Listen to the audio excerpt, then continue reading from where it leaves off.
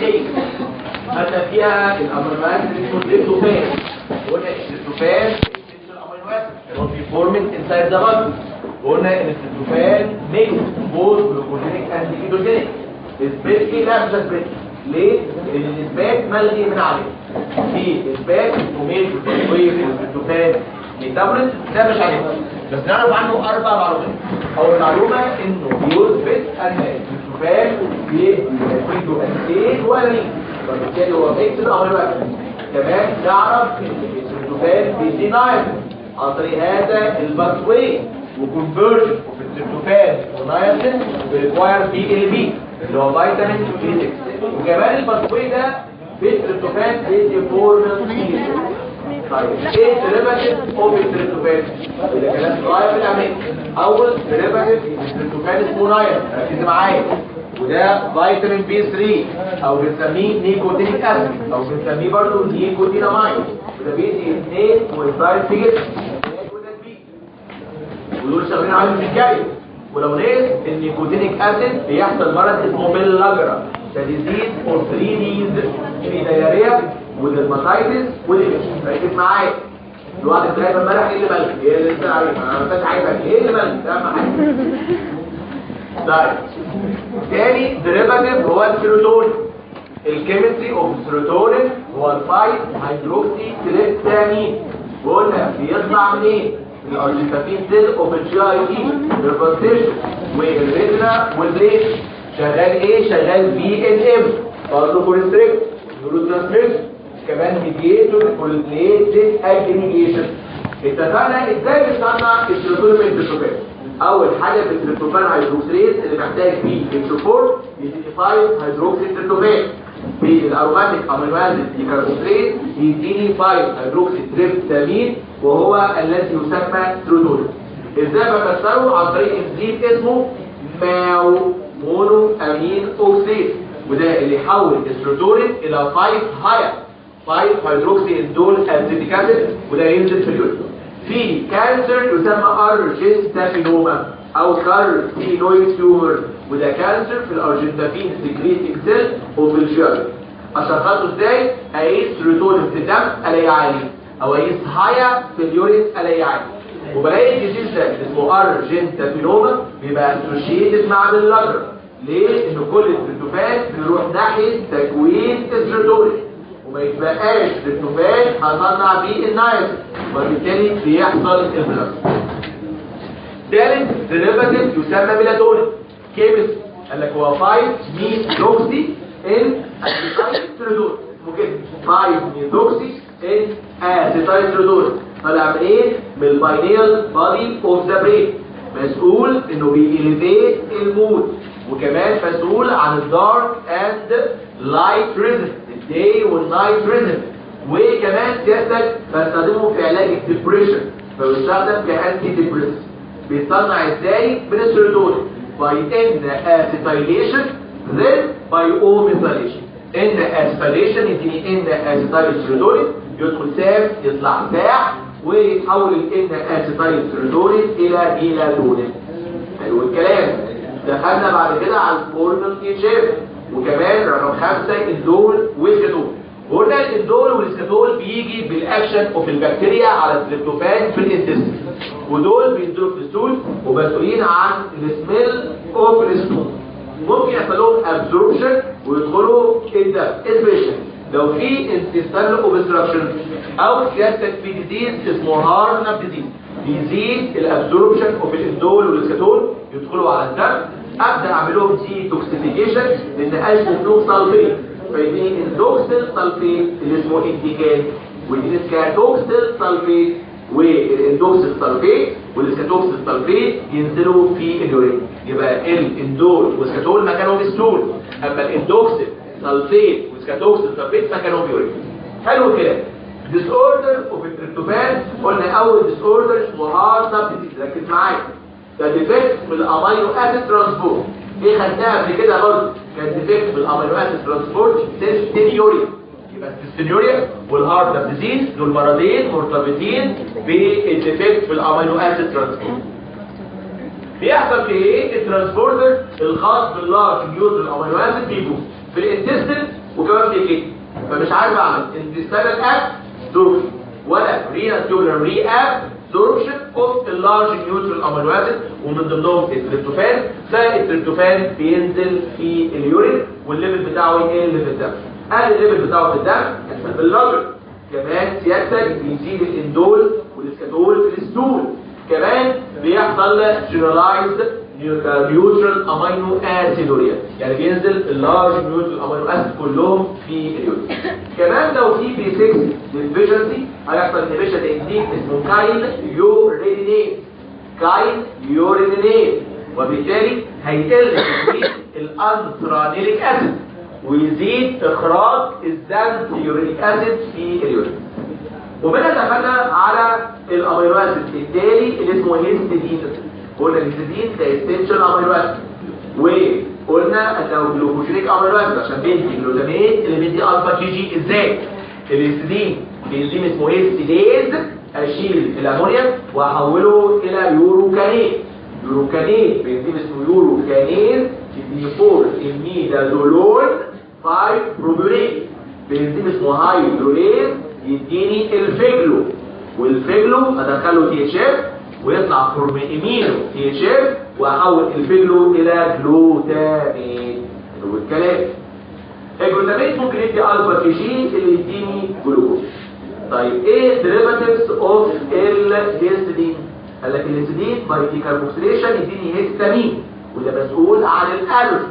كمان سيادتك الهيستidine ممكن يبايند مع بيتا الانين ويداي السايت اسمه كارنوزين، والكارنوزين باي ديفايليشن باستخدام الثاني دي ان 3.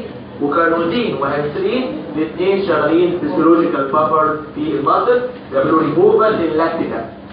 كمان في ديريفاتيف من الهيستidine اسمه ايربوثايونين، وده لو عايز اتكلم عن الكيميكال نيم بتاعه هو عباره عن البيتاين اوف الثايوليسي، وده مش بيتصنع في الجسم لكن ده اوف دايتاري اوريجين، يعني انا باكله ووظيفته ان هو شغال انتي اوكسيدنت في الليفر وفي الارتيز وفي الديسوردرز. وفي الهيستidine كلام هبل ملوش لازمه. هيستيدينيميا ناقص هيستidine، بيزيد هيستidine ودي بناين كونديشن ما فيهاش سيمبتوم. كمان يوروكانيك اسيدوريا ناقص يوروكانين، بناين كونديشن ملهاش سيمبتوم. ودخلنا بعد كده على البرولين، وده كان اخر امينو اسيد. وقلنا البرولين ده نون اسينشال بصنعه من الجلوتاميت ثرو الجاما جلوتاميت انزهايد. وقلنا كمان ان هو جلوكوجينيك عشان بيدي جلوتاميت اللي يدي الفا كي جي برضه ثرو الجاما جلوتاميت انزهايد. important بينتر ستراكشر اوف البروتين especially الكولاجين، وهو جوه الكولاجين بنعمل له هيدروكسيليشن بانزيم اسمه برولين هيدروكسيليز ويديني هيدروكسي برولين، وده برضه موجود في الكولاجين. حلو كده. بعد كده بدأنا بقى في موضوع اسمه امينو اسيد ديريفاتيف، وبدأنا بأول امينو اسيد ديريفاتيف وهو الكرياتين.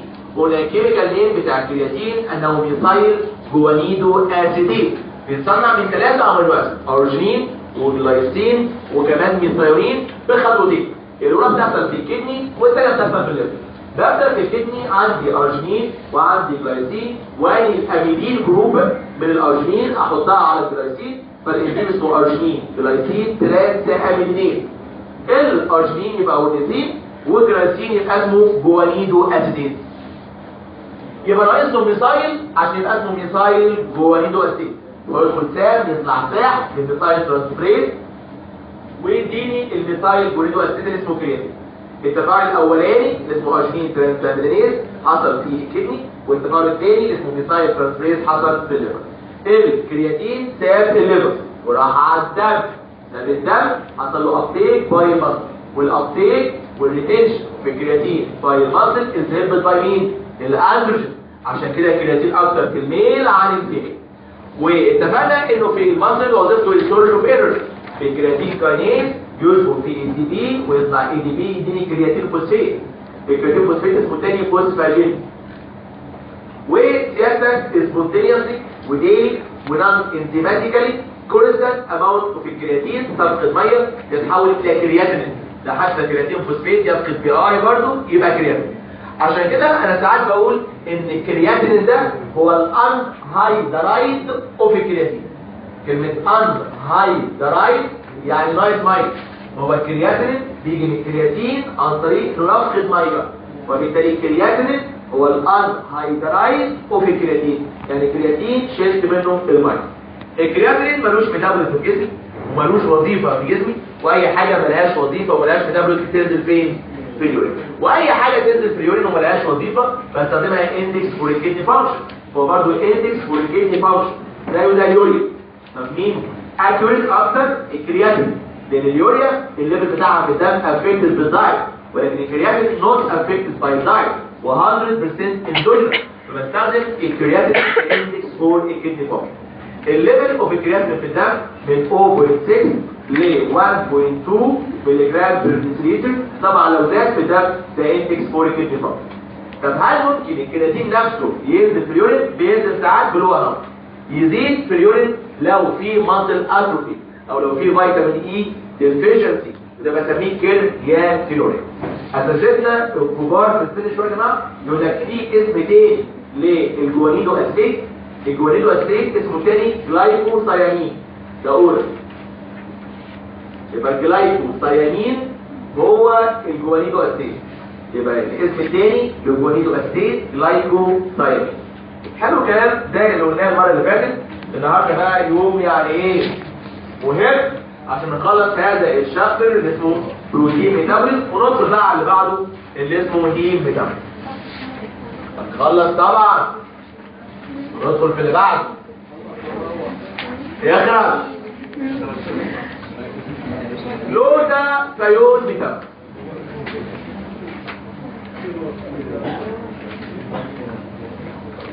تاني امينو اسيد ديريفاتيف يهمني هو الجلوتاثيون.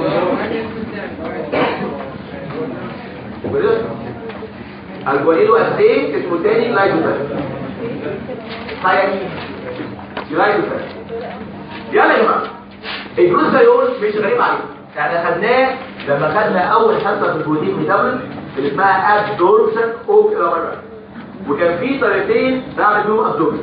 الاولى اسمها صوديوم ديبندنت ابزوربشن ودي محتاجه 1 اي تي بي ودي ريسك، والثانيه اسمها جلوتاثيون ديبندنت ابزوربشن ودي محتاجه جلوتاثيون ودي محتاجه 3 اي تي بي ودي هي اهم واحده. ركز معايا، انا بتكلم هنا في الميتابوليزم بتاعه ازاي بيصنع. على فكره ازاي بيصنع احنا خدناه لما خدنا جلوتاثيون ديبندنت ابزوربشن، قلت والله هو عباره عن 3 امينو اسيد شابكين مع بعض، جلوتامين مع سيستين مع جلايسين، ده حتى اسمه العلمي جاما جلوتامين سيستينيل جلايسين. فعشان اصنعه محتاج ال3 امينو اسيد دول. ببدا بالجلوتامين، ركز معايا الكلام ده قديم قوي، ومعاه اهو السيستين ويدخل اي تي بي ويطلع اي دي بي وبي ار، واشبك السيستين مع الجلوتامين عن طريق جاما كربوكسيل فيديني جاما جلوتاميل سيستين، والانزيم بتاعي طالما محتاج اي تي بي اسمه جاما جلوتاميل سيستين سينثيز. وسيادتك على الفهم لازم احط بي ال بي، مش محطوط عندك بي ال بي احطه. بعد كده اروح مدخل بقى الجلايسين وبرده يدخل اي تي بي ويطلع اي تي بي بلس البي اي في انزيم اسمه جلوتاثيون سينثيز عشان برضه محتاج اي تي بي، وبرضه على الفهم سيادتك بي ال بي اصنع اهو جلوتاثيون. الكلام ده بالظبط هتلاقيه كوبي وبيز من الجلوتاثيون ديبندنت ابزوربشن، نفس الكلام بالظبط. ده كان جزء في الجلوتاثيون ديبندنت ابزوربشن ازاي بعمل ريجنريشن للجلوتاثيون. طيب برضه مش جديد، وده سؤال بيجي اكونت في الامتحان. ايه الامبورتنس اوف الجلوتاثيون؟ انت محتاجه في ايه؟ وانا باكد عليك، انا باكد عليك السؤال ده مهم في الامتحان. انا بعمل ايه؟ باكد عليك السؤال ده. فمحروف كلمه اكد. اول ايه انت عارفها، مش هو مهم للابزوربشن اوف الامينو اسيد؟ يبقى هو مهم للابزوربشن اوف الامينو اسيد. ساعات ادلع كلمه ابزوربشن اوف امينو اسيد واقول ده مهم للترانسبورت اوف الامينو اسيد اكروس السيل ممبرين، مش ايه؟ ما هو عشان ابزورب لازم يكروس السيل ممبرين بتاع الجلوكوز سيل ويروح على الدم. فكلمه ابزوربشن وفي الامينو اسيد هي ترانسبورت وفي الامينو اسيد اكروس السيتوبلازم. ساعات يقول لك برضه بيقولوا كلام غريب كده بيضايقك كده، يقول لك الجلوتاثيون may act as a vehicle for amino acid transport. يعني ايه vehicle؟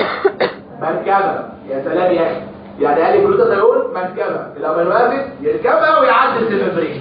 ماشي يا عم ماشي. يا ناس بتمنظر، عارف ان الجسم بيتمنظر عليك، يبقى مهم الامينو اسيد ترانسبورت او الابزوربشن اوف.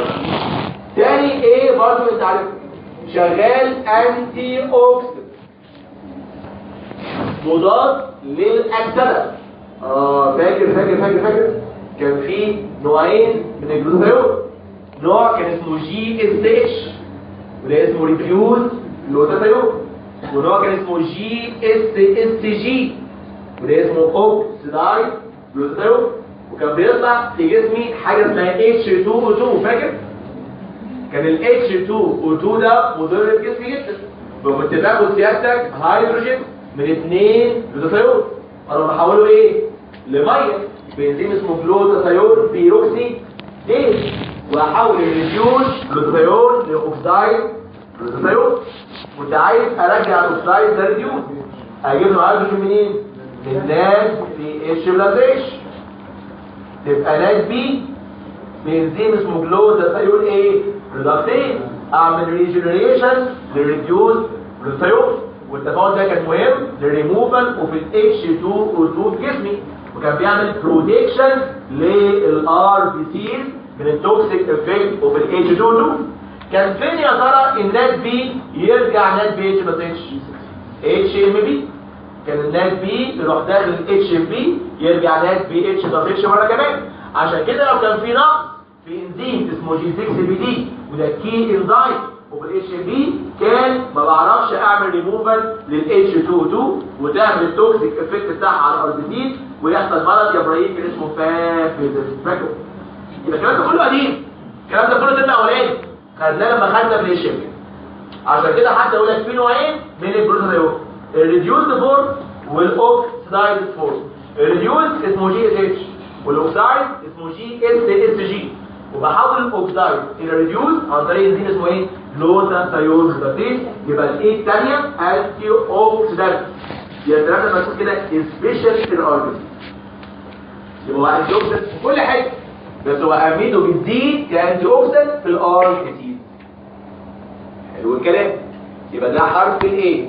حرف السي اللي شغال كو انزايم. شغال يا جماعه كو انزايم فور ميني انزايم. كو انزايم لانزيمات كتير قوي، 5 انزيمات تحفظها زي اسمك. اول واحد اكونيتيز، من فاكر ومذاكر يقول لي الاكونيتيز ده خدناه فين؟ الثاني بروستاجلاندين سينثيز، من فاكر خدنا فين؟ بروستاجلاندين سينثيز سينثيز اوف الجلوكوزانويد السايكل واوكسجينيز باثوي. كمان سيادتك جلوتاثيون انسولين ترانس هيدروجينيز، اللي بيذاكر ومجهز نفسه الامتحان العملي عارفه ده بيعمل ايه ده؟ ميتابوليزم للانسولين وبيفصل الشين ايه عن الشين بي باستخدام الجلوتاثيون. طيب ايه كمان؟ يقول لك والله مهم للميثايونين ادينوزايل ترانسفيريز، اللي مذاكر ميثايونين عارفه ده بيعمل ايه ده؟ عارف تذاكر اي حاجه يعني ده المنهج كله. ده كان بيحول الميثايونين لسيف، كان محتاج جلوتاثيون. بصراحه ده ملك. ايوه الخامس ملك، مالل اسيتو اسيتيت ايزومريز. خدناه فين ده؟ الكتاب المختلطين. فاكر الباسوي اللي رسمناها على البورد وقلنا اي انزيم فيها ينقص بيعمل جديد ما عدا، قلت لك اعرف عنه انه محتاج جلوتاثيون. احفظ معايا بقى الخمسه دول، حفظ احفظ معايا 5 انزيمات محتاجين جلوتاثيون از اكوزايد. اول واحد اسمه ايه؟ اكونيتيز، بروستاجلاندين سينثيز، جلوتاثيون انسولين ترانس هيدروجينيز، ميثايونين ادينوزايل ترانسفيريز، مالك اسيتو اسيت ايزوليت. يا رب اللي ما يقول معايا يطلع في امتحان العمل وما يعرفش يحل ولا ستيشن وما يعرفش يعمل بايبيتنج خالص. الخمس كونتينات، اول واحد اسمه ايزوليت، والثاني والثالث هيدروجين، والرابع ترانسفيريز، والخامس ايزوليت. شوفوا على الوجه عارف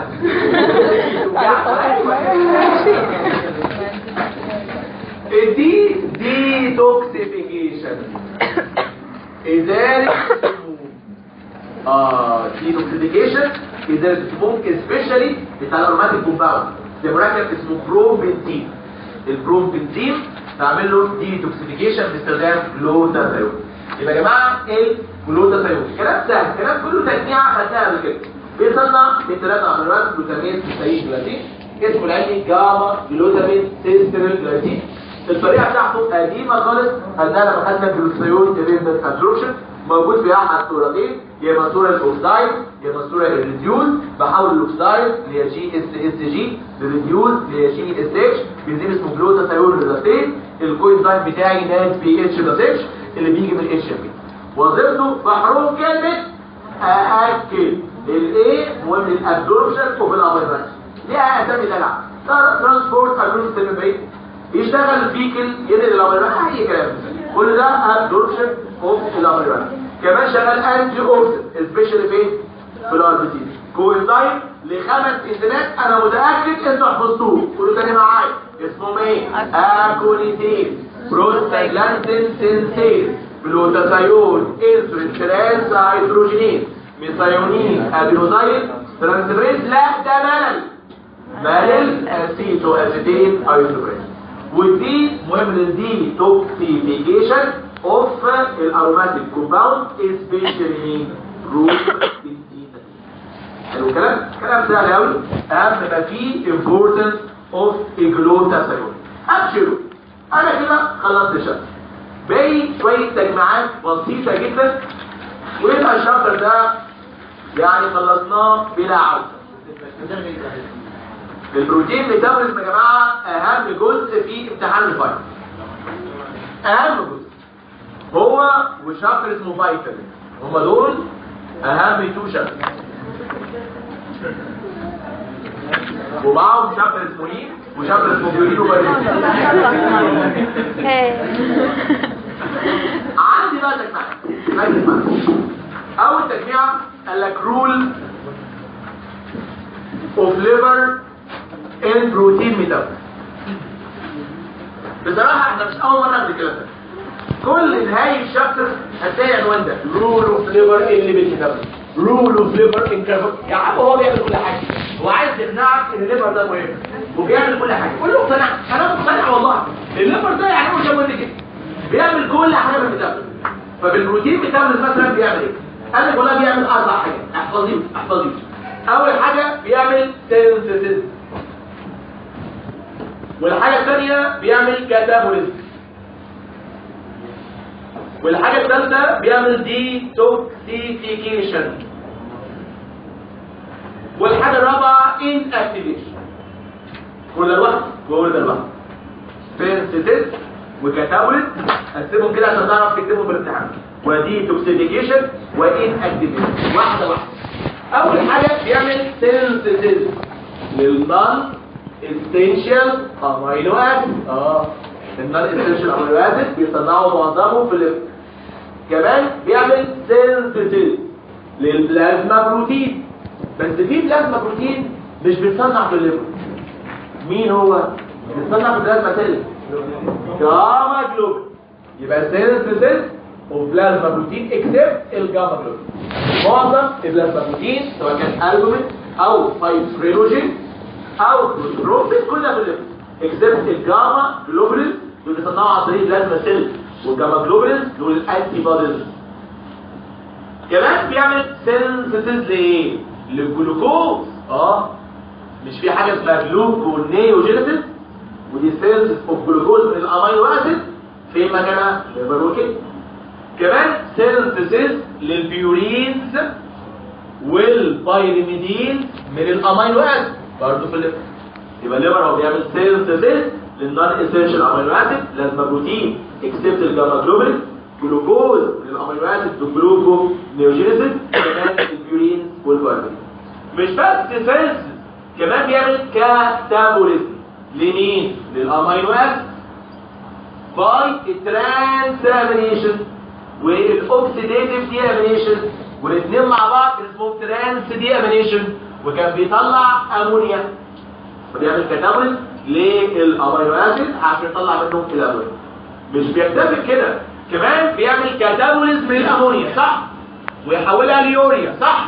عن طريق سايكل اسمها يوريا سايكل صح؟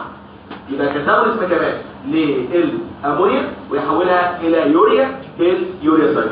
مش بس كده، ده ممكن يعمل كاتابوليزم للبيورينز والبايريميدينز كمان، وده اسمه كاتابوليزم. كمان الليفر بيعمل ديتوكسيفيكيشن لمين؟ والله لمركبات كتيرة جدا باي بايندينج المركبات دي تو امينو اسيد.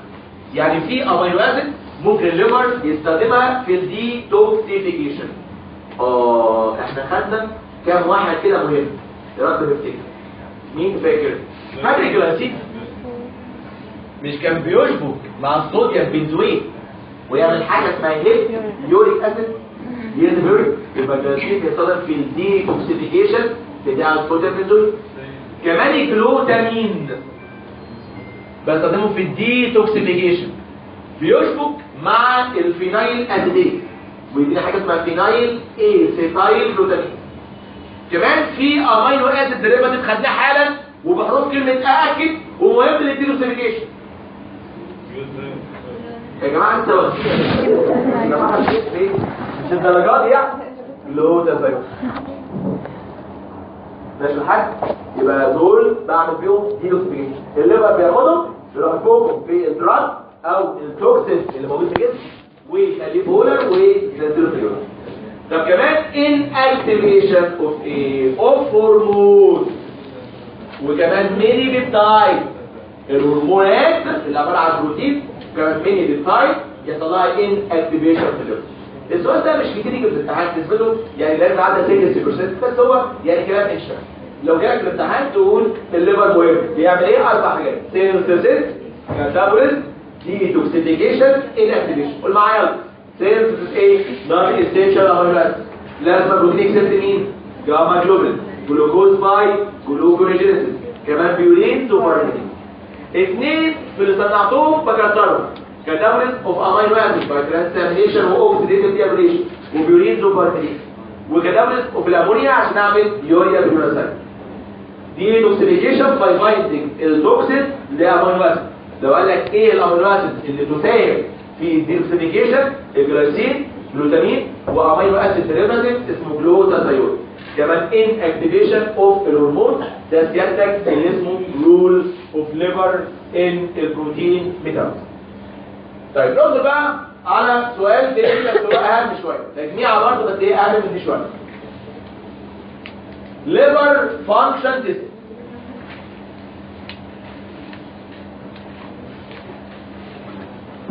الليفر فانكشن تيست الخاصه بالبروتين ميتابوليزم. ليفر فانكشن تيست الخاصه بالبروتين ميتابوليزم. ودول يقول 3 A B T 3 A B T. ولو ما حفظتش السؤال ده يبقى بصراحه عبط، بصراحه يعني هي 3 A B T او عبط زي ما انت عايز يعني، بس انت لو ما ذاكرتوش يبقى عبط بصراحه. 3 A B T. اول A يقول لك خلاص يا ابني خلاص حاجه والله خلصت. امونيا ليفل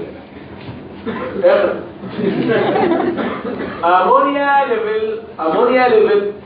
مش الليفر ده هو اللي بيحول الامونيا الى يوريا؟ ولو في مشكله في الليفر الامونيا تزيد ويحصل هاي في الامونيا فانا بقيت الامونيا. لو الليفل بتاعها عالي يبقى في مشكله في الليفر. هو الليفل وفي الامونيا كام ما اللي عاوز نتعامل اقل من 0.05 اقل من 5 مللي جرام بير ديسيليتر. ايه كمان؟ ايه برضو ايه البومين جلوبولين ريشيو. لحظه هو الالبوم بيطلع فين؟ في الليفر، ومعظم الجلوبولين فين؟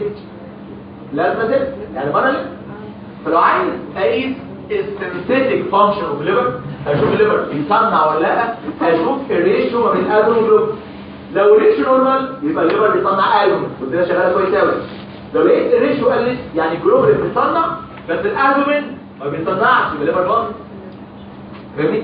حاجه بتطلع في الليفر اسمها ايه؟ البومين، وحاجه بره الليفر اسمها ايه؟ جلوبولين. لو الريشيو نورمال ده معناه ان الجلوبولين بيصنع والالبوم بيصنع والليفر سليم فلما بيصنع الالبوم. لو قلت الريشيو ده قليله ده معناه الجلوبولين بيصنع في البلازما سيلز بس الالبومين مش بيصنع في الليفر، فده معناه ان السنسيتيك فانكشن برضه بتاع الليفر الليفر مش بيعمل سيلز البومين، وده دليل ان الليفر في مشكله. بس ايه كمان برضه بحرف الاي الالفا فيتو بروتين ده تيومر ماركر. لو في هيباتيك كارسينوما لو في كانسر في الليفر بلاقي الالفا فيتو بروتين. هيباتيك كارسينوما بسميها هيباتوما وبسميها هيباتوما او ساعات بسميها HCC. كلمه HCC يعني هيباتو سيلولار كارسينوما، اسمها هيباتيك كارسينوما هيباتوما او HCC يعني هيباتو سيلولار كارسينوما، وقتها بيزيد الالفا فيتو بروتين يبقى ده تيومر ماركر. دول ثلاثه ايه؟ بي تي البروثرومبين تايم اند كونسنتريشن. والبروثرومبين ده بيصنع فين؟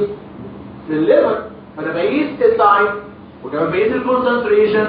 لو التايم برولونج والكونسنتريشن قليل يبقى في مشكله في الليفر. في تايم معين هو اللي عنده البروثرومبين شغال نورمال. لو التايم ده برولونج ده معناه البروثرومبين قليل، لو الكونسنتريشن نفسه قليل معناه الليفر مش بيصنع بروثرومبين. يبقى اللي بيدل ان في مشكله في الليفر ان البروثرومبين تايم برولونج او البروثرومبين كونسنتريشن قليل، فده برضه بيقيس السنسيتيك فانكشن بتاع الليفر. وعشان كده يا جماعه الناس اللي عندهم مشاكل في الليفر عندهم انكريز كواجولابيلتي في البلاد، يعني البلاد عنده سيوله. ليه سيوله؟ عشان معظم البروتين فاكتور بيتصنعوا في الليفر، فلو الليفر في مشكله بيتصنع البروتين فاكتور ومن ضمنهم البروتين، ففي انكريز بلاد كواجولابيلتي. خير اتفضل. كمان الدي ترانس امينيز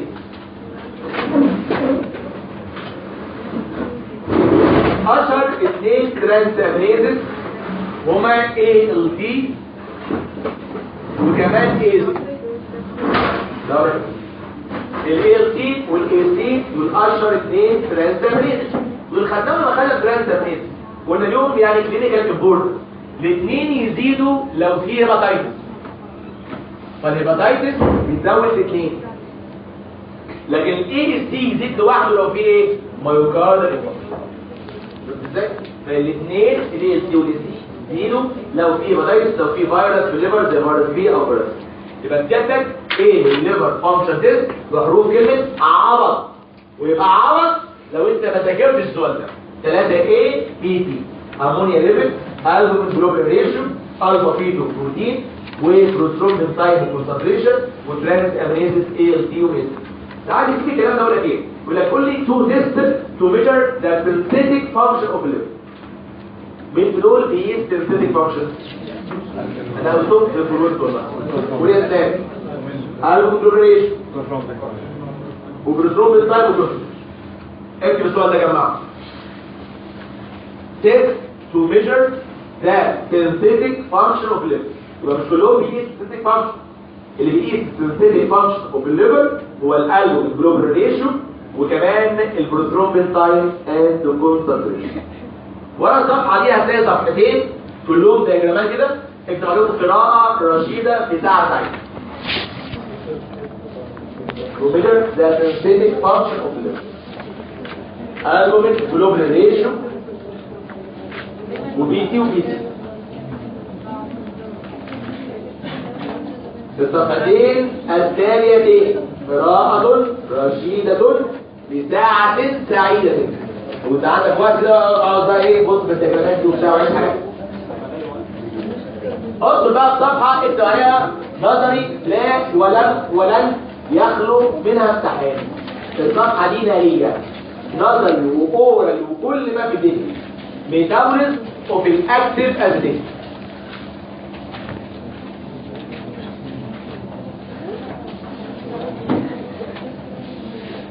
مين هو يا احمد يا حامد الاكتيف ازيد؟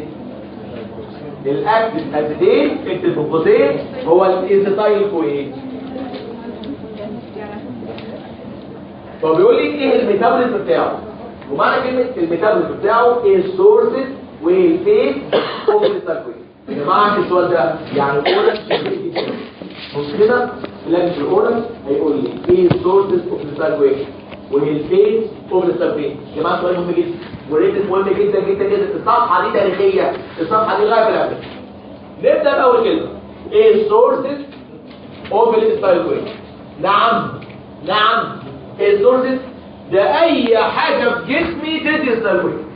فاكر لما خدنا الستيجز اوف الكتاب وقلنا تاكل كربوهيدرات وفات وبروتين. فيرست ستيج سيمبل يونت، السكند ستيج كل السيمبل تحول لمركب وحيد فريد سعيد اسمه سيلويت. يعني اي حاجه باكلها هتدي اسيتايل كوين. طب انت بتاكل ايه؟ يا اما باكل كربوهيدرات يا اما فات اللي هو التاك يا اما بروتين. ده حتى الكيتون بادز لو كسرت تدي اسيتايل كوين. هتثبت كانت لو كانت كربوهيدرات هتتكسر وتبقى جلوكوز، والجلوكوز يروح داخل ببصويه اسمها جلايكوليز صح؟ ويدي بايروفيت صح؟ والبايروفيت يحصل لها اوكسيديتيف ديكربوكسيليشن وتدي مين؟ الاسيتايل كوين. اقتنعت؟ لا مش مقتنع. هقول لك مش انت بتاكل ليبيد والليبيد هو التاج والتاج حاجتين يا اما الجليسرول يا اما فاتي اسيد صح؟ الجليسرول سيادتك بيتحول لمركب اسمه دهب والدهب يروح داخل الجلايكوليز يدي بايروفيت بايروكسيديتيف ديكربوكسيليشن تدي اسيتايل كوين. مش مقتنع برضه شكل. هقول الفاتي اسيد عن طريق حاجه اسمها بيتا اوكسيديشن على طول تدي اسيتايل كوين وبكده كل انتاج يدي اسيتايل كوين. برضه مش مقتنع. هقنعك. البروتين بيكسر لحاجه اسمها امينو اسيد والامينو اسيد نوعين او خليهم 3 اسيد. نوع اسمه جلوكوجينيك ونوع اسمه كيتوجينيك ونوع اسمه ميكس. الجلوكوجينيك بيدي بايروفيت بالاوكسيديتيف ديكربوكسيليشن اسيتايل كوين والكيتوجينيك على طول بيدي اسيتايل كوين والميكس يدي ده وده. فين ده جلوكوز اللي يدي بايروفيت اللي يدي اسيتايل كوين او على طريقه ايه؟ اسيتايل كوين. يبقى البروتين كله في جسمي يتحول لاسيتايل كوين. طب الكيتون بادز عن طريق الكيتوليزيس تدي في الاخر 2 اسيتايل كوين. اي حاجه في جسمي تدي اسيتايل كوين. صعب كده؟ في مشاكل؟ طيب ده اسمه سورسز اوف الاسيتايل كوين او الاكتيف اسيد. طب ايه الفيت اوف الاسيتايل كوين؟ في فيت يا عبد الرحمن لو انت نسيته يعني تتذبح. ايه اهم فيت الاسيتايل كوين؟ الله يحرقك. ايه اهم سكه يمشي فيها الاسيتايل كوين؟ طبعا كريبس دي سي ايه. اهم فيت دي سي سايكل. انت عارف لو قلت سي ايه بس ما قلتهاش اول واحده تبقى انت قلتهم كلهم صح زي الكتاب بس ما حطيتش دي سي ايه اول واحده تسقط. ولو في الاورال ما بداتش بالتي سي ايه تسقط. اهم فيت السايكل كوين يدخل الكريبس سايكل ويديك 3 2 1 1 فاكر 3 اتش بلس و2 كيو 2 وواحد فات اتش 2 وواحد اي تي بي سبستريت. يبقى اهم فين السايكل كوين. كمان انا ممكن السايكل كوين اصنع بيه حاجات. والله العظيم فاكر كان هو البيلدينج يونت بتاع الفاتي اسيد سينثيسيس بس كان عندي شرط. كان شرطي السايكل كوين اللي اصنع بيه فاتي اسيد مصدره كربوهيدرات اوكسيديشن ولا فات اوكسيديشن؟ كربوهيدرات. يبقى السايكل كوين اللي اصنع بيه فاتي اسيد لازم مصدره كربوهيدرات اوكسيشن. وكمان ممكن اصنع بيه كيتون بادز، كان هو البيلدينج يونت بتاع كيتون بادز، بس كان عندي شرط الستايل كوي 20 اللي اصنع بيه كيتون بادز مصدره ايه؟ كربوهيدرات اوكسيشن ولا فات اوكسيشن؟ كربوهيدرات في عينك يا باي دافاش، فات اوكسيشن. وممكن اصنع بيه سيادتك كوليسترول، فالستايل كوي كان البيلدينج يونت اوف كوليسترول، والستايل كوي لو اصنع بيه كوليسترول يجي من كربوهيدرات اوكسيشن ولا فات اوكسيشن؟ الاثنين، برافو عليكم. فده يجي من كربوهيدرات اوكسيشن او فات اوكسيشن. او ممكن الستايل كوي استخدمه في تفاعلات اسمها اسيتايليشن رياكشن. يا رب نفتكر، يا رب نفتكر. في اكزامبلز كتير قوي على اسيتايليشن رياكشن. اثنين خدناهم في الترم ده، وواحد خدناه في الفسيولوجي.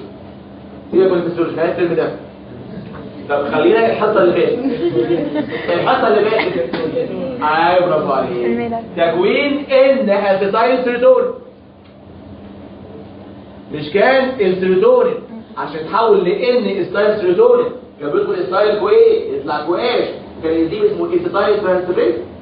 طب ايه كمان؟ برافو عليك، الناج. فاكرين الناج؟ كان الاكتيفيتور بتاع اي انزيم ده، اي انزيم كابسو 1.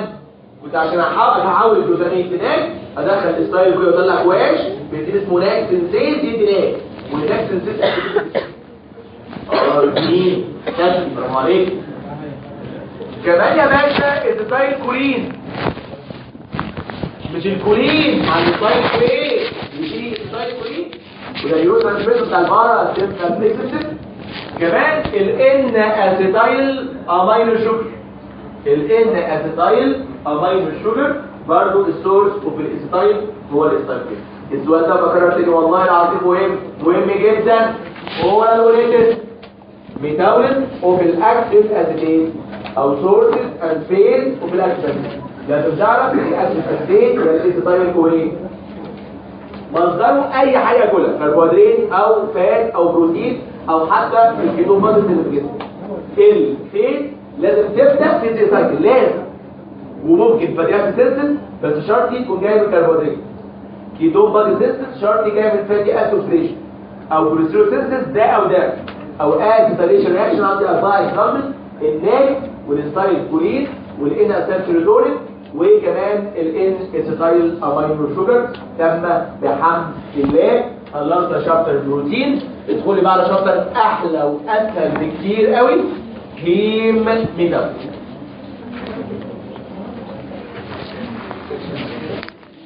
يا باي يا باشا، يا باشا يا باي.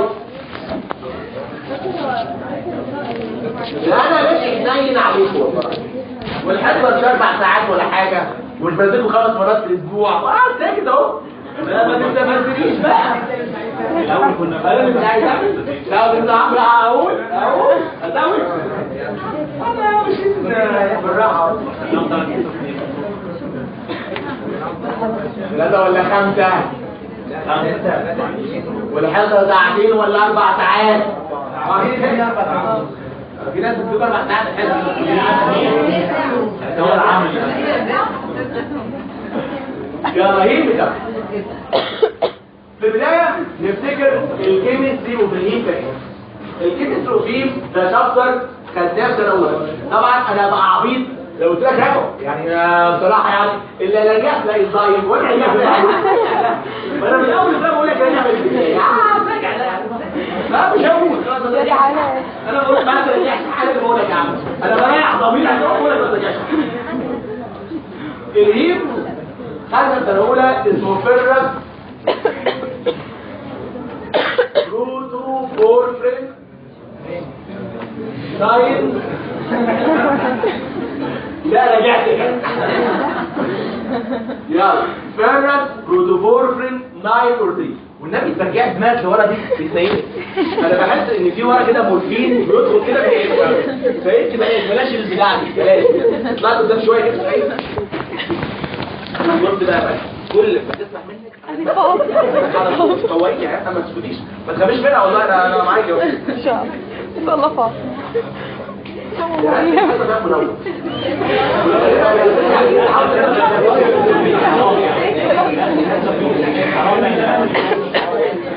والله براحتك 6:30 الصبح اخر اليوم انا صاحي لازم ننام وانتوا بتسووا كل حاجه فيرنس بروتوكول في النانو الفيرنس بروتوكول في النانو معاك الفيرنس بروتوكول في النانو جت منين؟ انا هبدا لك الخطه الاولى الخطه الاولى ان في ريج الريج دي فيها 5 اتوم واحده بس نيتروجين الريج دي تسمى بيرول ريج يبقى لو عندي ريج فيها 5 اتوم واحده بس نيتروجين الريج اسمها ايه؟ بيرول انا بقى هجيب 4 بيرول ريج هجيب كام بيرول؟ 4 بيرول بص يا حسين ادي واحده بيرول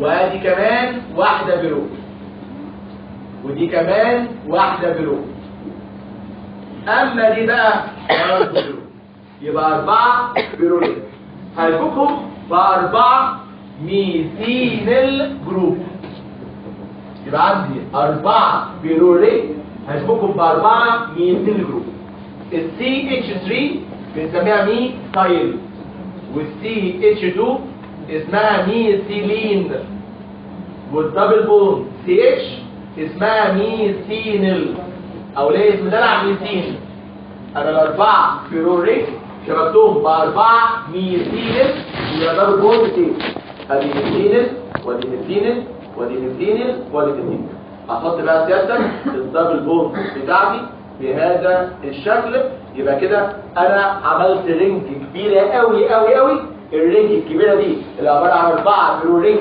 شابكين باربعه ميثينيل جروب بسميها بورفين رينج اسمها يا جماعه بورفين رينج لو بصيت على كل بيرول هتلاقي البيرول داخله جوه الرينج ب 3 اتوم اهو كربونه وكربونه ونيتروجين كربونه وكربونه ونيتروجين يتبقى 2 اتوم ده ايه بره الرينج يبقى في كل بيرول انا عندي 2 اتوم بره الرينج في كل بيرول انا عندي 2 اتوم ايه بره الرينج وانا عندي كام بيرول 4 يبقى عندي كام اتوم بره الرينج 8 اتوم بره الرينج يقول لك لو ال8 اتوم دي لو ال8 سايد دي مش شابك فيها اي حاجه خالص الرينج اسمها بورفين لو شبكت اي حاجه في ال8 سايد الرينج يبقى اسمها بورفين رينج يبقى اسمها يا جماعه بورفين عشان الناس صعبه شويه برسمها دايجراماتيكالي في صوره كروس بالشكل ده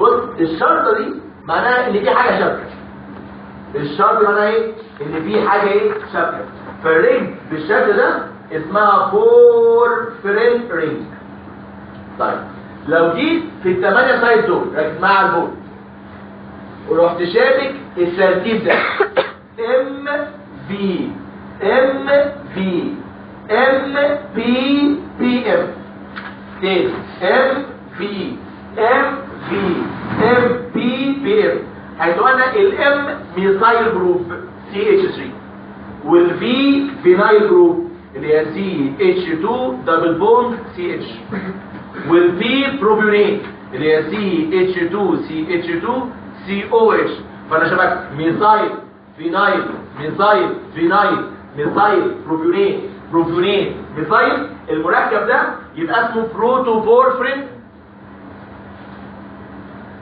9 اور 3 ايه قصه 9 اور 3 دول يقول لك والله العلماء قعدوا مع بعض وقعدوا يدوا ارقام حسب الجروبز اللي شافها في الدراسات فمثلا لو جروب كلهم 8 مثلا ايه 8 قد ايه يبقى اقول ده عباره عن بروتوبورفرين 1 طب ال8 عباره عن فينايل بروتوبورفرين 2 طب السيكونس ده ام بي ام بي ام بي بي ام علماء سموه بروتوبورفرين 3 وعلماء سموه بروتوبورفرين 9 نزعل دول نزعل دول تزعلوا ونقول بروتوبورفرين 9 اور 3 طب البروتوبورفرين 9 اور 3 ده ناقص له ايه عشان يبقى هيم عشان يبقى فيرنس بروتوبورفرين 9 اور 3 فيرنس ايرون فلو حطيت في وسط الرينج دي سيادتك فيرس ايرون يبقى اسمها فيرس بروتوفور 943 او ريم.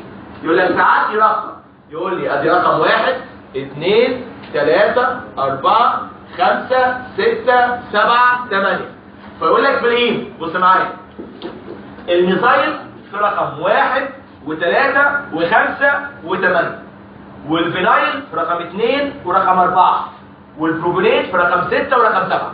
طبعا انت لو عايز تحفظ عمرك ما هتفتكر لسه، فانت ترسم الكروس وتحط ام في بي وترقم من 1 ل 8 هيطلع قدامك. فمش لازم تحفظ، يعني مش لازم تقول لا الميثايل 1 3 5 8 والفينايل 2 4 والبروبونات 6 7 عادي. فانت بترسم الكروس قدامك وترقم ام في وتحط الارقام بتاعتك هيطلع لك ايه؟ لحظه. يبقى يا جماعه الهيم هو الفيرس بروتوفور فرين 9 اور 3. سؤال استاذنا الدكتور رشيد ربنا يديله الصحه يقول لك في الامتحان ايه الفرق ما بين كلمه بورفين وكلمه بورفرين؟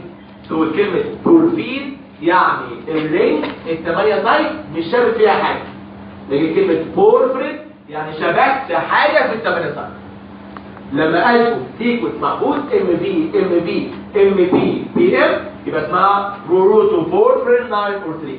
لو حطيت في النص فيرس ايرون يبقى اسمها فيرس بروتوفورفرين 9 اور 3. قبل ما اسيب الحته دي لازم اقول لك كام كده تريك مهمه جدا جدا. احنا متفقين مع بعض ان الاربعه بيرونيك شابكين باربعه ميثيلين ولا ميثينل؟ ميثينل اللي هي دبل بوند ايه؟ سي اتش. لو الاربعه رينج شابكين في الميثينل جروب اللي هي دبل بوند سي اتش يبقى اسمه في الاخر ان بروتوفورفرين يوروفورفرين كوبروفورفرين انتاج ايه؟ بان. لكن لو الاربعه دول شبكتهم بسي اتش 2 اللي هي عباره عن ميثيلين جروب لازم ينتهي بجن بروتوفورفايرينوجين يوروفورفايرينوجين كوبروفورفايرينوجين. الكلام ده مهم قوي. لو انا الاربعه رينج شابكين بسي اتش 2 يعني ميثيلين لازم انتهي بجن يوروفورفايرينوجين كوبروفورفايرينوجين بروتوفورفايرينوجين. لكن لو شلت اتش وبقى شابكين مع بعض بدبل بوند سي اتش يعني ميثينل خلاص اشيل الجن وابقى ايه؟ وابقى ان يعني يبقى اسمه يوروفورفرين كوبروفورفرين بروتوفورفرين. فهمت ازاي؟ حاجه كمان لازم تعرف الجن دول كلرليست والان دول كلرليست. اللي اخره جن وشابك بسي اتش 2 يعني ميثيلين جروب ده كلرليست ملوش لون، واللي اخره ان يعني شابك في ميثينل جروب يبقى كلرد. الجن كلرليست والان كلرد والجن شابك بسي اتش 2 اللي اسمها ميثيلين والان شابك بميثينل اللي هي سي اتش 2. المركب ده اللي اسمه هيم سيادتك لو شبك في اي بروتين يبقى البروتين بتاعي يسمى هيموبروتين. يبقى اسمه البروتين يا جماعه هيموبروتين. زي مين هيموبروتين؟ دي اغنيه خدناها ولحناها وغنيناها في سنه اولى، فاكر يا ابني؟ هيموجلوبين مايوجلوبين سايتوكروم كاتاليز بيروكسيز ان او سنتيز وتريبتوفان واربيز. بس انتوا في سنه اولى كان لسه نفسكم ما تديش كنتوا بتغنوا، فبقى دلوقتي يا انا بنام دول اغني مين وبتاع. نقول تاني الهيموجلوبين وظيفته انه بيكاري الاكسجين، مايوجلوبين وظيفته يستور الاكسجين. السيتوكروم اللي خدناها في الاي تي سي فاكر السيتوكروم A3 وفاكر السيتوكروم C. فالسيتوكروم خدناها في الاي تي سي وظيفتها انها بتكاري الالكترون عشان في الاخر تديهم للاكسجين واعمل ميه واعمل اوكسيديشن وراها اروح اعمل فوسفوريشن وكومبلكس 5. فاكرين الكلام ده دخل في الذاكره ميموريز. لكن في سيتوكروم بقى اسمه سيتوكروم في 450 ده مهم ده علم عليه ده. السيتوكروم بي 450 ده مهم للهيدروكسيليشن رياكشن. طب انا ليه بعمل هيدروكسيليشن رياكشن؟ بص يا باشا، لو في عندي في جسمي دراج او دواء، الدراج ده نون بولر ما فيهوش اي بولاريتي، وانا عايز اتخلص منه، واهم اكسكريتوري رول في جسمي هو اليورين، واليورين ده شرطي عشان امثل بيه اي حاجه، الحاجه دي تبقى بولر. طب انا عايز اخلي الدراج ده بولر عشان يبقى ووتر سولوبل ويحصل له اكسكريشن فين؟ في اليورين. فلازم اعمل له حاجه اسمها كونجوجيشن. كلمه كونجوجيشن يعني ايه؟ اشبكه مع حاجه ليها بولاريتي، فالمركب كله يبقى ليه بولاريتي ويبقى ووتر سولوبل وينزل في اليورين. لازم عشان اعمل له كونجوجيشن واشبكه مع حاجه، لازم كربوناته يكون فيه حاجه ينفع يتشبك فيها حاجه. فلو كله CH2 ما يتشبكش في حاجه. فقال لك اول خطوه عشان اعمل ديتوكسيفيكيشن لهذا الادراك، اعمله الاول هيدروكسيليشن. يعني احط ايه؟ في او اتش. فلو بقى في او اتش ممكن الاو اتش دي اروح شابك فيها اي حاجه ثانيه، فعلى الاو اتش بقى اعمل كونجوجيشن مع سلفيت جاي من باب، مع جلوكيوريك اسيد جاي من يودي بي جلوكيوريك.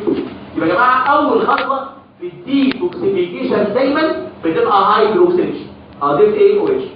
حطيت او اتش بقى عندي حاجه رياكتيف، حاجه ممكن اعمل عليها رياكشن، حاجه ممكن اضيف عليها. عندي او اتش بقى اعمل كونجوجيشن، اضيف بقى سلفيت، اضيف جلوكيرونيت، اضيف اي حاجه ليها برانش. دايما الهيدروكسيليشن بيريكواير سيتوكروم بي 450. يعني اي هيدروكسيليشن عشان يحصل محتاج السيتوكروم بي 450. لحظه فقط، هو مين اهم اورجن بيعمل ديتوكسيفيكيشن في الجسم؟ جميع اهم اورجن هيصنع سيتوكروم بي 450 وده بكلام كده. يبقى السيتوكروم بي 450 مهم للهيدروكسيليشن رياكشن، ودي اول خطوه في الديتوكسيفيكيشن رياكشن. والديتوكسيفيكيشن اهم اورجن في الليفر.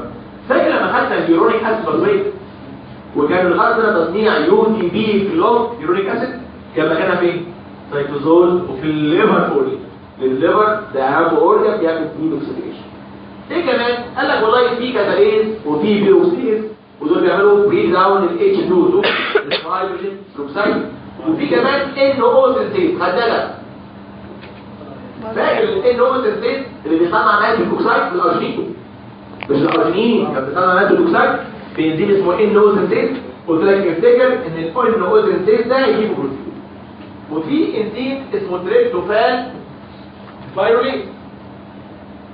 لا ما خدناهوش ده احنا لسه واخدين التريبتوفان امبارح وما جبناش سيرته. ده كان اول انزيم في الباسوي اللي لغيناه. مش كان في باسوي لغيه الميجر باسوي تريبتوفان ده؟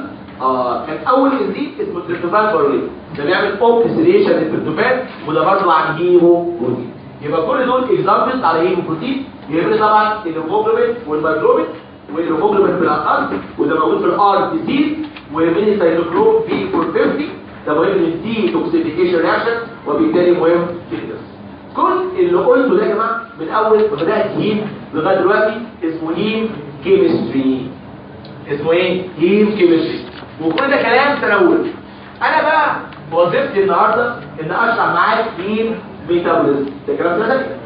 والهيم ميتابوليزم حاجتين. قبل الهيم اقرا ده بالتوقف، وده اسمه سينثيسيس اوف الهيم. واكثر الهيم وده اسمه كاتابوليزم اوف الهيم. نبدا مع بعض بباسوي غاية في الأهمية يسمى سينثيسيس اوف الهيم.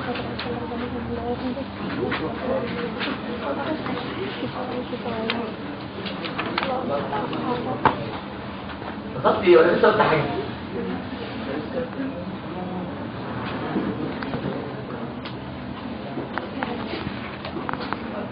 يلا مع بعض. Synthesis of Heme. زي أي process definition of life with steps to important protein. Synthesis of Heme يعني بساطة. السايد فين؟ اللي بيحصل both cytosol and mitochondria of most cytosol and mitochondria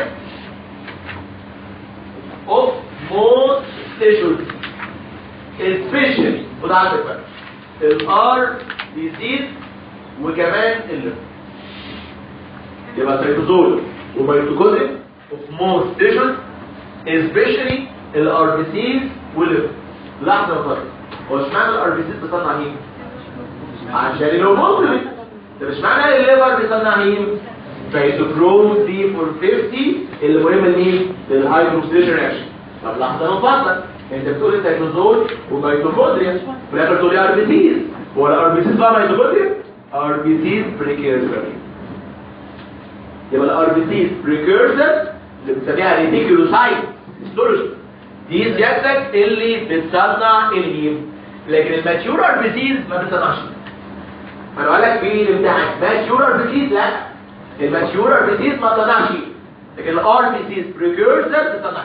يبقى سيتوزول وميتوكوندريا اوف مور تيشوز سبيشالي الار بي سيز وكمان الليفر. طيب لحظه، انت بتقول سيتوزول اند ميتوكوندريا، هي ايه الباسوي اللي خدناها قبل كده بتحصل فوق سيتوزول اند ميتوكوندريا؟ يوريا سايكل وكمان جلوكونيوجينيسيس. دي كده انا السؤال ده بديه لكم لما خدنا اليوريا سايكل في 3 باسوي، بارتي انه سيتوزول وبارتي انه ميتوكوندريا. الجلوكونيوجينيسيس الترم الاولاني، اليوريا سايكل الترم الثاني، وكمان بتاع النهارده اسمها هيم سينثيسيس. الهيم سينثيسيس يا جماعه 9 خطوات، اول 2 واخر 3 بيحصلوا في ميتوكوندريا. اول 2 واخر 3 ميتوكوندريا، واللي في النص كله ايه؟ سيتوزول. يبقى اول 2 واخر 3 في الميتوكوندريا، واللي في النص بيحصل فين؟ في السيتوزول. الفيرست 2 واللاست 3 في الميتوكوندريا، وكل الباقي سيتوزول. خلي بالك الفيرست 2 الست بيحصلوا في كلمتين واحد.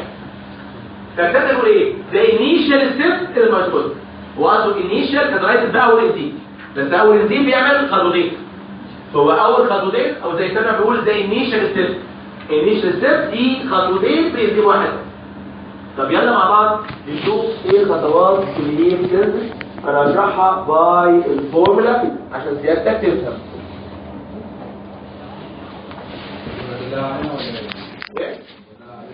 كلها علينا. شفت ازاي؟ كلها علينا. دكاتره عشان اطلع هيم انا ببدا مركبين. اول مركب اسمه سينايل وايه؟ والتاني اسمه جلايكوجين. والله فاكر لما خدنا كريب سايكل؟ خدنا امبورتنت اوف كريب، كان في حاجه اسمها امبورتنت انترميديت، وكان من ضمن امبورتنت انترميديت سايكلال وايه؟ قلت مهم عشان حفظ هيم سينثيسيس، هيتوليسيس، ديتوكسيفيكيشن. فالسايكلال وايه؟ مهم الهيم سينثيسيس. وبقى لما خدنا جلايكوجين كان الامبورتنت بتاعه شك بجد الاتش اي هيم سينثيسيس.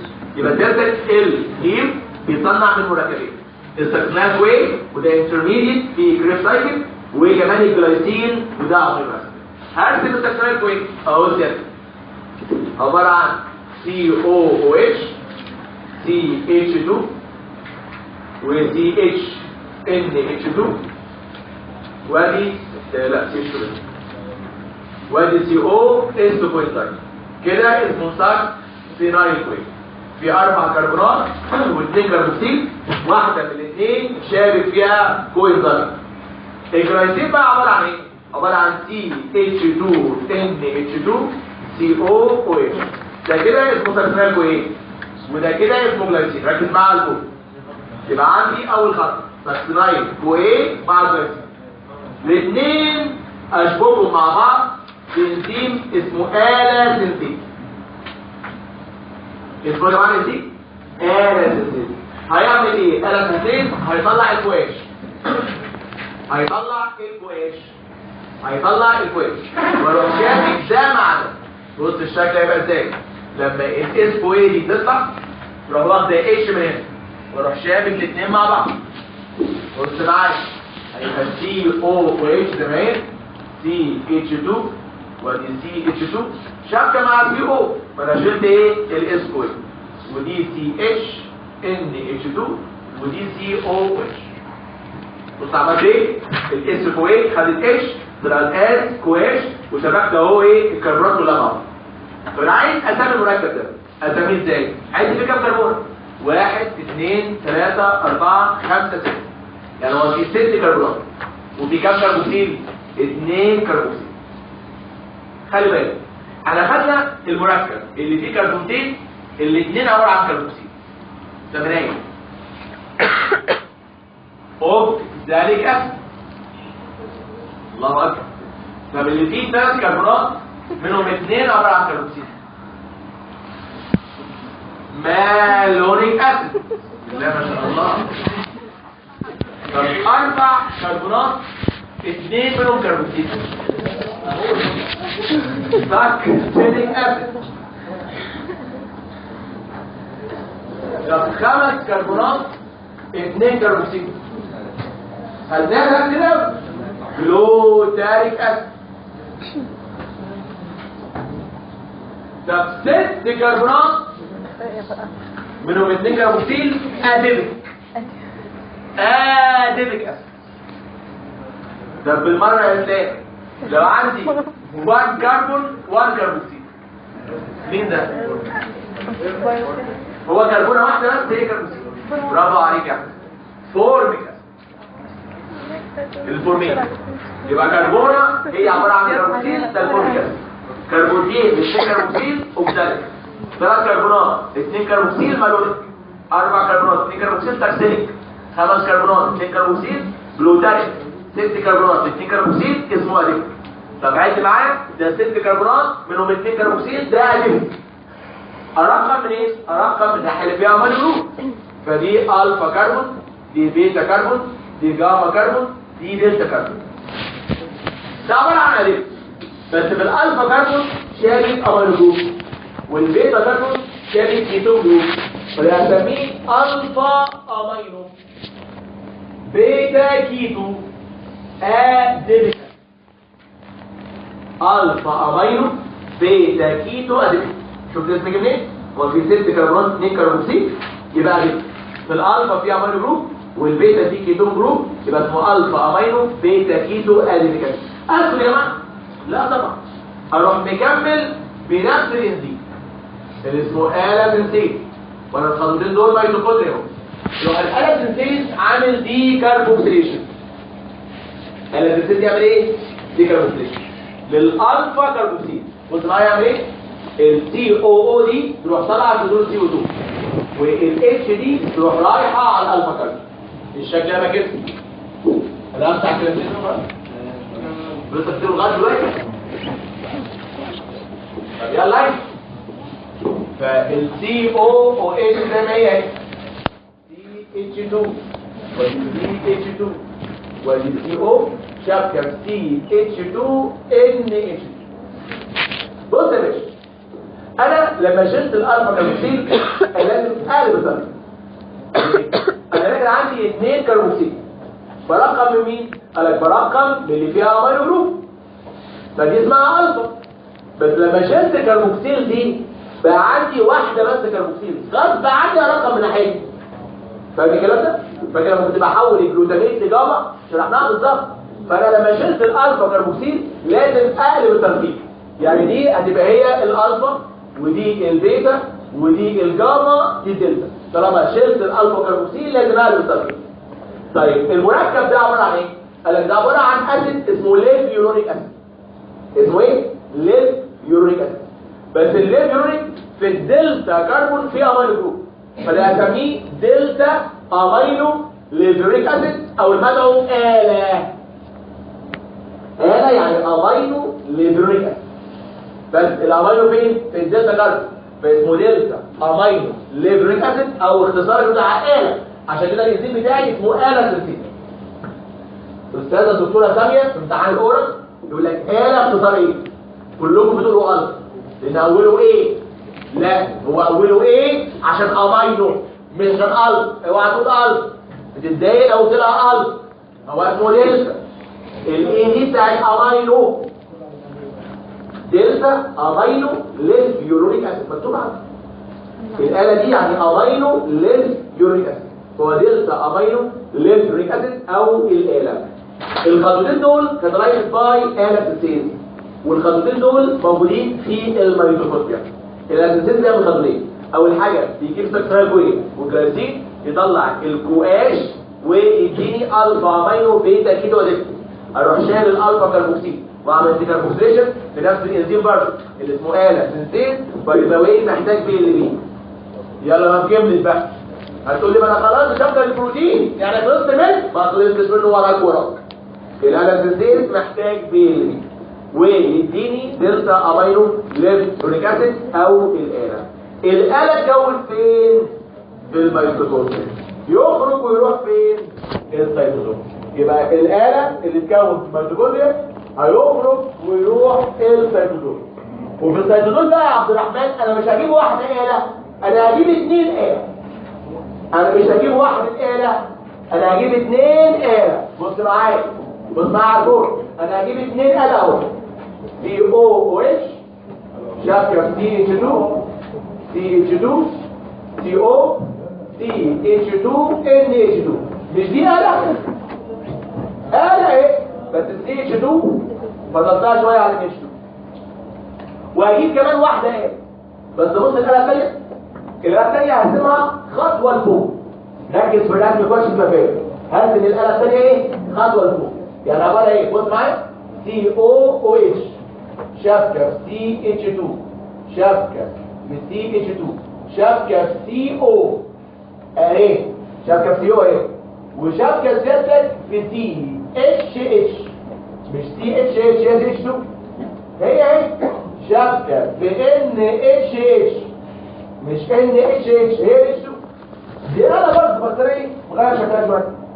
دي هي الان بس السي اتش 2 خدها سي اتش اتش والان اتش 2 ان اتش اتش. يعني دي آلة ودي آلة. يعني جبت كام آلة؟ 2 آلة. يروح شغال عليهم انزيم اهو في السيتوزول اسمه آلة دي هايدراتيز. انزيم اسمه ايه بقى؟ آلة دي هايدراتيز. اسمه مرة كمان آلة دي هايدراتيز. يروح شايل مية. كام مية؟ 2 مية. بص معايا المية جت منين؟ بص يا ولد يا ابراهيم. المية يعني H2O صح؟ ادي H2 مع O ماشي؟ والمية يعني H2 صح؟ ادي O ودي H ودي H. يبقى الآلة دي هترتش ايه؟ شال 2 مية. ادي O ودي 2 H ودي O ودي 2 H. يروح شابك الاثنين آلة مع بعض. يشبك الاثنين آلة مع بعض ويعمل رينج. الرينج قد معايا فيها 1 2 3 4 كربونات وواحدة نيتروجين. يعني عمل اول بيرور رينج تتكون. بص الشكل يبقى ازاي؟ هيبقى السي دي مع السي دي فيهم مع بعض بالبوند. سي ده بالبوند سي والسي دي مع السي ده بالبوند. ادي السي ده بالبوند سي ودي شبكه مع دي والاثنين مقفولين بتحت بالان ده ماشي. والان دي فيها اتش شابك بالسي دي سي اتش 2 سي او اتش مش السي اتش 2 سي او اتش ده عباره عن اسيتيت والمصحف اسيتيت. يبقى شابك اهو ايه يعني اسيتيت. والسي اتش 2 سي اتش 2 سي او اتش مش دي بروبوليت مش بروبوليت. يبقى كمان دي شابك فيها ايه بروبوليت. وهنا لسه في سي اتش 2 ان اتش 2 ايه شبكه ايه لوحدها. المركب ده بسميه بي بي جي وبي بي جي يعني غرفه بايمينوجين. يبقى سيادتك الآلة دي هيدراتيز جاب سيادتك 2 آلة وشاملهم 2 ميه وحول الاثنين آلة لمركب اسمه بي بي جي.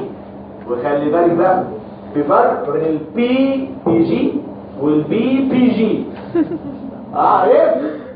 يفرق البي بي جي غير البي بي جي. مش خدت زمان سيادتك 2 3 بيس فوسفوجليسيد يبقى اسمه بيس فوسفوجليسيد او بي بي جي. ده اسمه بيس فوسفوجليسيد بي بي جي. وده مهم حاجه اسمها بي بي جي شرط لكن ده بي بي جي. لا شكرا. يا ابني ده بدايته بيه خفيفه بي بي جي. اما ده بي بي جي قول له انا بتاع هيم ولا بتاع الريسوسايت. يبقى البي جي اسمه والمهم الشرط يا جماعه الحاج بيفرق يا جماعه، لكن ده اسمه بي جي، ده اسمه بورفوفايلينوجين، وده اول مركب يتكون يحتوي على رينج اسمها بيرول. يبقى انا كونت اول بيرول رينج. مرة كمان بص معايا، يقول لك الهيمتس بيحصل زيادة في الميتوكوندريا والسيتوزول اوف موست تيشو سبيشال مين؟ الاربيسيز بريكيورسر وكمان الليفر. الماتيور اربيسيز ما عندهاش ميتوكوندريا، ما عندهاش هيمتس. اول خطوتين ميتوكوندريا واخر 3 بيحصلوا فين؟ في السيتوزول. يبقى 1 و2 ميتوكوندريا، 3 و4 و5 و6 سيتوزول، 7 و8 و9 ميتوكوندريا. تاني نقولهم ركز معايا، 1 و2 فين؟ ميتوكوندريا. اروح طالع سيتوزول 3 و4 و5 و6. اروح راجع تاني ايه؟ الميتوكوندريا، اروح عامل 7 و8 و9. يبقى 1 و2 ميتوكوندريا و7 و8 و9 ميتوكوندريا. اللي في النص 3 4 5 6 بيحصلوا في السيتوزول. بدأت بأول 2 اهو اللي بالالاسنسيز واللي موجودين في الميتوكوندريا. كتابنا مسمي الاثنين دول هما الانيشال ستيب. ماشي، كاترايز باي الالاسنسيز، جبت كابسينايل كويت مع الجلاسين، الاسنسيز طلعت جواش الفا ماينو بيتا كيتو ديليجاس، نفس الانزيم طلعت CO2 وعملت كاربوكسيشن يديني آلة، رحت خارج بالآلة في السيتوزول. الانزيم اسمه آلة دي هايدراتيز، حط على السهم انهبيتد باي الليد. ايه الليد ده؟ الرصاص. الليد اللي هو الرصاص بينهبت الآلة دي هايدراتيز. اروح سيادتك مطلع 2 ميه واكون مركب اسمه بي جي يعني بورفوفايلينوجين. بعد الخطوه دي كتبنا لها الفورمولا، بس للاسف يعني هي بالفورمولا احسن كتير قوي، بس انا كتابنا ما فيهوش فورمولا عشان اعمل الفورمولا، انا هكمل بقى من غير فورمولا زي الكتاب، بس هي بالفورمولا يعني حلوه جدا. ايه؟ لا لا تفهم فيها.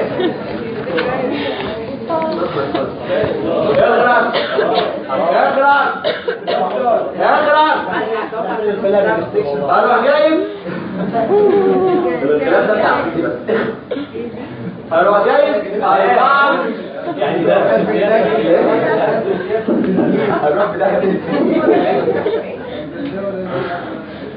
اروح جايب حد بيستجري الكلام ده.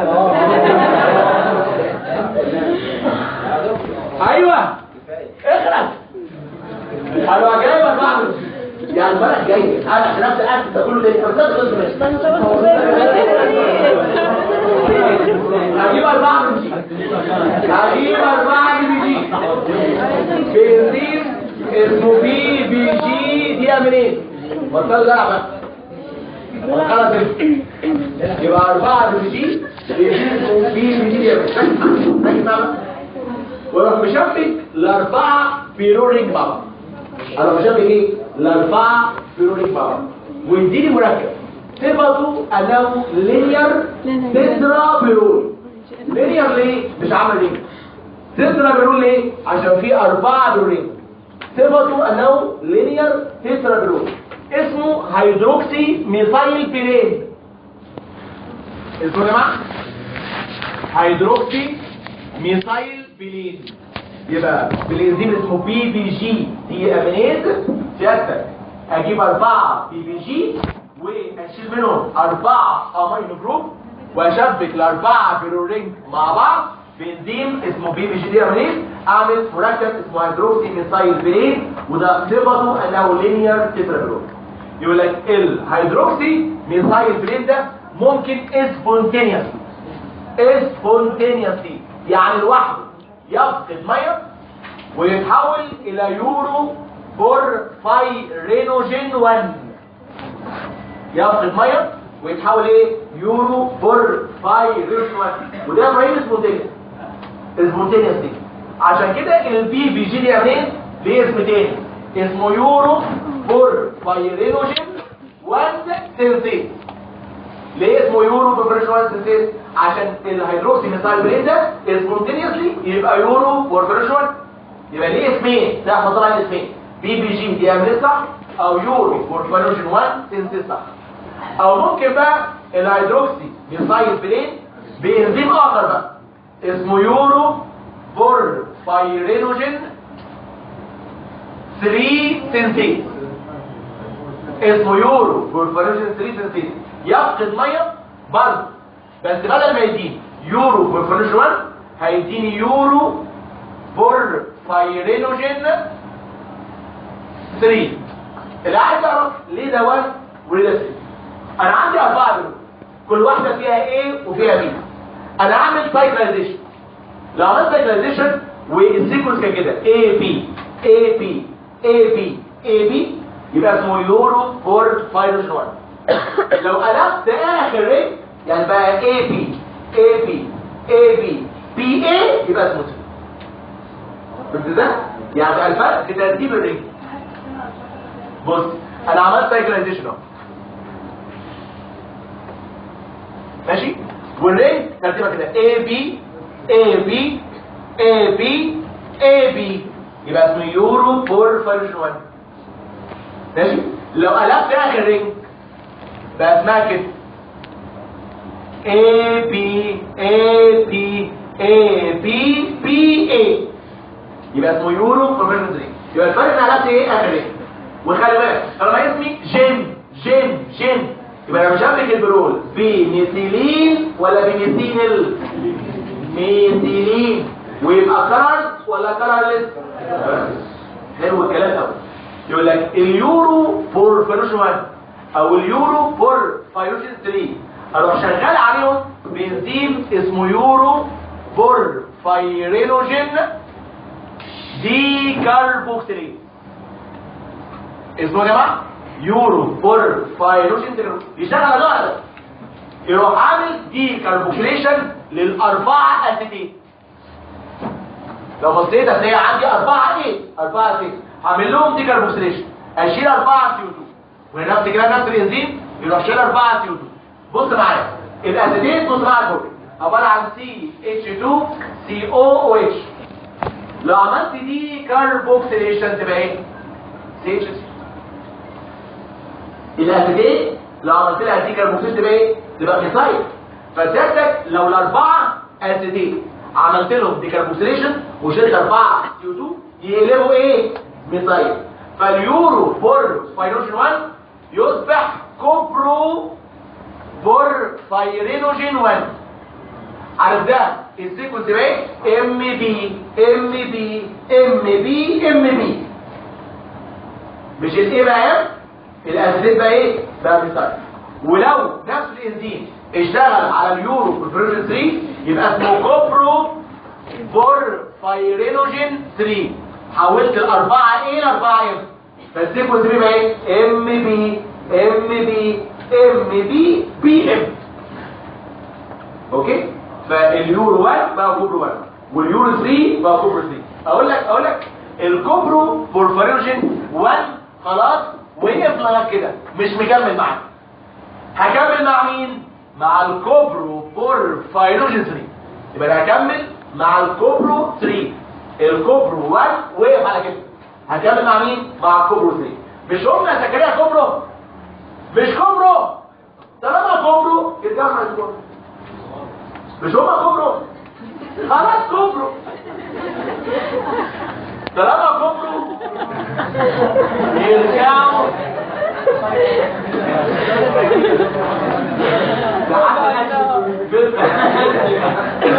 لا علم ولا قش يعني. يبقى الخطوه الجايه هرجع الميتوكوندريا. هرجع الميتوكوندريا بانزيم اسمه كوبرو بورفيرينوجين اوكسيديز. اسمه يا جماعه انا درست كوبرو بورفيرينوجين هيعمل اوكسيديتيف دي كاربوكسيليشن لاول 2 بروبينين. اوكسيديتيف دي كاربوكسيليشن لاول 2 بروبينين. كمان البروبينين لو عملت اوكسيديتيف دي كاربوكسيليشن تقلب فينايل. بص معايا لو هي CH2 COOH. بص بقى على البورد، عملت سيادتك دي كاربوكسيليشن يعني شلت CO2 واوكسيشن شلت H و H هتبقى CH2 دبل بوند CH. البروبونين باي اوكسيديتيف ديكاربوكسيليشن يقلبوا بنايت. انا هعمل اوكسيديتيف ديكاربوكسيليشن لاول 2 بروبونين، اطلع 2 H2 واطلع 2 CO2، وبالتالي اول 2 بروبونين يقلبوا بنايت. وبدل ما انا MB PM هيبقى في ايه؟ MB DM. يبقى اسمي ايه دلوقتي؟ انا شغال على ده. يبقى اسمي بروتو بورفايرينوجين 9. يبقى اسمي بروتو بورفايرينوجين 9. ده البروتو بورفايرينوجين ده كده بميثيلين ولا بميثيل؟ ميثيلين. طب عايز اخليه بروتوبورفرين، يبقى اشيل ايه؟ اشيل اتش من كل ميثيلين. وانا عندي كام ميثيلين؟ 4. يبقى اشيل كام اتش؟ 4. وعندي في كل برول في ان اتش، وانا عندي في كل برول ايه؟ ان اتش. يبقى عندي 4 ان اتش، اشيل اتش فين كمان؟ يبقى اشيل من كل ميثيلين اتش، ومن 4 ان اتش اشيل ايه؟ اتش و اتش، يعني اشيل 6 اتش. لو شلت 6 اتش من البروتوبورفرين 9 يديني البروتوبورفرين 9 يديني بروتوبورفرين 9. عملت ايه؟ شلت 6 اتش من كل ميثيلين اتش، ومن الاربعه ان اتش شلت اتش و اتش، والانزيم اسمه بروتوبورفايرينوجين اوكسيديز يديني بروتوبورفرين 9. البروتوبورفرين 9 ده ناقص له ايه عشان يبقى اسمه فيرس بروتوبورفرين 9؟ ايرون. اروح سيادتك حاطط فيرس ايرون بانزيم اسمه فيروكيلاتيز. اسمه ايه؟ فيروكيلاتيز. احط سيادتك الفيرس ايرون نص فيديني الفيرس بروتوبورفرين 9 اور 3 او المدعو هيم. ركز معايا الموضوع والله سهل. الاسامي ممكن تحسها رخمه شويه لكن والله سهل. انا هقول تاني، انا بدات وركز معايا والله دقيقتين بالظبط هتفهمها، والله دقيقتين بالظبط. بدات اهو بساكسينايل كوي مع بس الاسنتيز الفا امينو بيتا كيلوين، نفس الكلام الاسنتيز شالسيو 2 دلتا ايلا امينو ليبريك اسيد. الاثنين دول حصلوا فين؟ مايتوكوندريا. رحت فين؟ سيتوزول. في السيتوزول جبت واحده ولا 2 آلة؟ 2 آلة. بنزين اسمه آلة ديهيدراتيز، شال كام ميه؟ 2 ميه. والتاني مركب اسمه PPG بورفوبايرين، وده اول مركب يحتوي على بيروريت. بيروريت شابك في ناحيه A وفي ناحيه B، في ناحيه اسيتين وفي ناحيه بروبين. جبت 4 PPG بنزين اسمه PPG ديامينيز.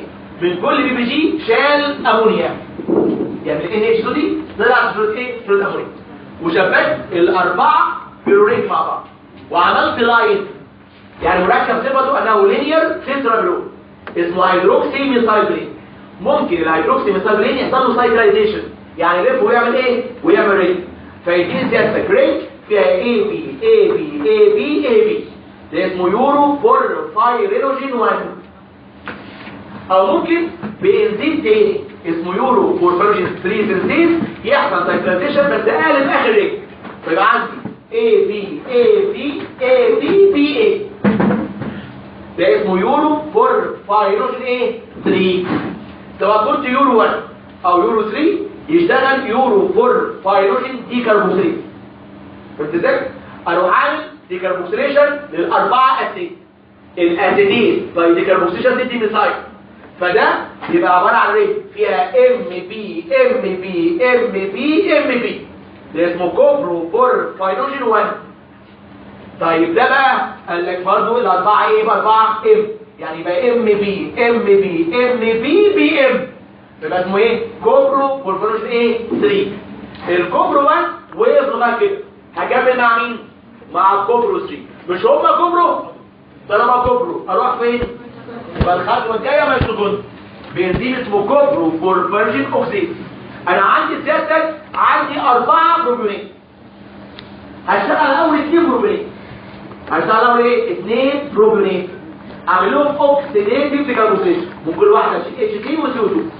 البروبيونات باي اوكسيديتيف ديكاربوكسيليشن هي اللي مين؟ فينايل. وبالتالي لو اشتغل الكوبرو بورفيريشن اوكسيد وحول الاثنين بي اللي في الاول لفينايل، هيبقى عندي سيادتك ام بي بي ام. ده اسمه بروتو بورفيرينوجين 9. طب انا عايز الجين يبقى ان، يبقى لازم اشيل عندي من الاربعه ميثيلين جروب. الميثيلين قالوا ايه؟ ميثيلين. كمان سيادتك كان كل واحده فيها ان اتش، وانا عندي 4، يعني عندي 4 فيهم ايه؟ ان اتش. اشيل اتش و اتش بالاثنين نيتروجين والاربعه على الاربعه هيدروجين، يبقى كده ايه؟ 6 هيدروجين. اروح شايل 6 هيدروجين واحول البروتو بورفيرينوجين 9 لبروتو بورفرين 9، والانزيم اسمه بروتو بورفيرينوجين اوكسيد. حلو الكلام؟ طيب البروتو بورفرين 9 ده احط له ايه ويبقى ايه؟ احط له فيرس ايرون بيديني اسمه فيروكلاتين، يديني ايه؟ يديني. انا معايا كده بالظبط. يقول لك which is more polar؟ مين ليه بولاريتي اعلى؟ ركز معايا في الكلمتين دول. اليورو بورفيرينوجين ولا الكوبرو بورفيرينوجين؟ اليورو. برافو عليك. عارف ليه؟ لان اليورو فيه 4 اسيتيت و4 بروبينات. الاربعه اسيتيت فيهم كربوكسيل والاربعه بروبينات فيهم ايه؟ كربوكسيل، وبالتالي اليورو فيه 8 كربوكسيل. عشان كده بولر، وعشان كده ينزل يورين. يبقى اليورو بورفيرينوجين فيه 8 كربوكسيل، فدي بولاريتي ينزل يورين. طب انت عشان حولته كوبرو بورفيرينوجين عملت ايه؟ حولت الاربعه ايه لاربعه ام. يعني الكوبرو فيه كام كربوكسيل؟ الكوبرو كام كربوكسيل يا ابني؟ ده في 8 كربوكسيل عشان في 4 A و4 B. انا الاربعه A حولتهم لاربعه M، يعني في بس 4 B، يبقى في كام كربوكسيل؟